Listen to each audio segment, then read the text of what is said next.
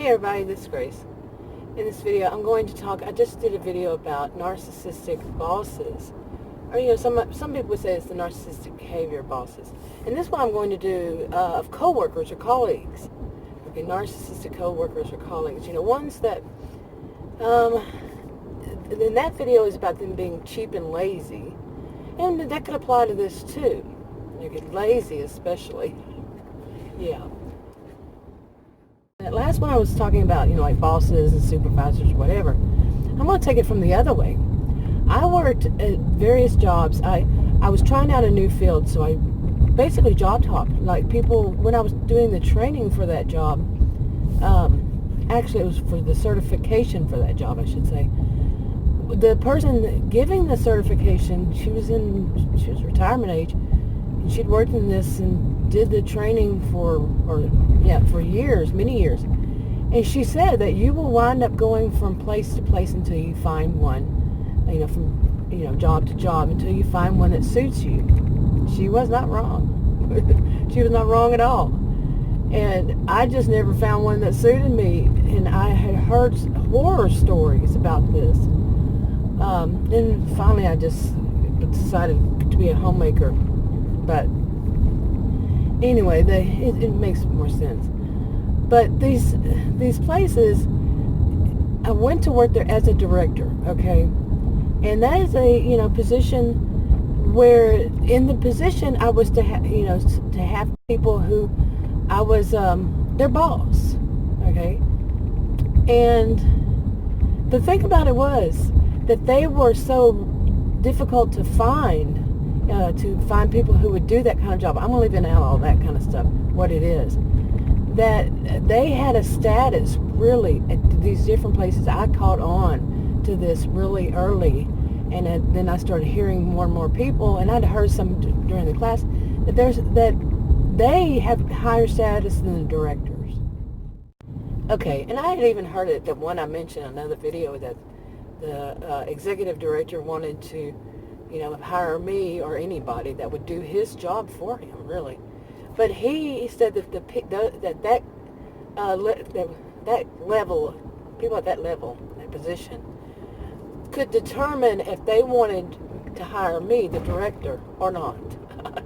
I think that is a horrible idea, because that certainly takes things, out of balance. I'm not a person who's really high on hierarchy, the chain of command. I'm not that big. It needs everybody. Every job needs everybody to do it, to make it run. But, of course, if you're a director, your job is to do that, is to give directives, is to give direction, to plan it all out, schedule everybody, do this. Now, if you have people, and then this position that I went from place to place, they wouldn't do the job. They would not do their job. They wouldn't be hired, but they only wanted to work. They wanted to be paid for a full day and actually be there for a full 8-hour day, but they only want to work maybe half of the time. Seriously. And I was shocked, but not at the same time not. I've seen so much in my life. And they were major slackers. We just used to call them slackers. Okay, and somebody else would wind up having to do their job, which in that kind of position it would be me. Okay, to get it done. And it was just, I'd go to one thing, nope, not doing this. Especially like during the interview when they would have those, one of them actually had somebody at that level interview me for the job. No. And she wanted the job that I was interviewing for. So you can pretty much bet she probably did get that job, because I wasn't going to take it. Like I said, I'm not much on hierarchy, but you still have to have things in place. You have to have things that people are doing the job that they're certified for, or they're licensed for, whatever it is, in that kind of level. And it just can't be taken over by people who are not. And that's just the way it is. I'm not the one making it up. I'm not the one saying that, I'm not the one that makes it up. That's the law. Okay, it's the law and that kind of thing. But they wanted to skirt around it. And I know some people say, well, that's good. They skirt around. No. because it could do a lot of harm to people. A protected group, yeah. Protected is, I mean, people who can't take care of themselves. I mean, couldn't stand up for themselves. Think about it. What would that be? In some cases, disabled, or it could be anything like you find in a hospital. Children, elderly. There are protected groups like that. Now, if they're saying, "Oh, we don't have to go through the actual training for it," really? We can just say, "Oh, I've done this. This is one of the reasons I have that against people who say just because they've experienced it, therefore they're better than the professionals." No, you're not. And you can do harm, lots of harm.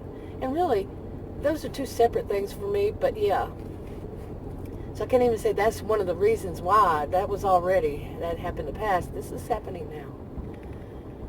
But anyway, yeah, when you have, coworkers or colleagues, or when you are the supervisor and you have staff that just doesn't want to do their job, they are the lazy ones. Now, what about just a colleague or a coworker that doesn't want to? It's a slacker, and it puts stuff off on you, like especially if you're on a team.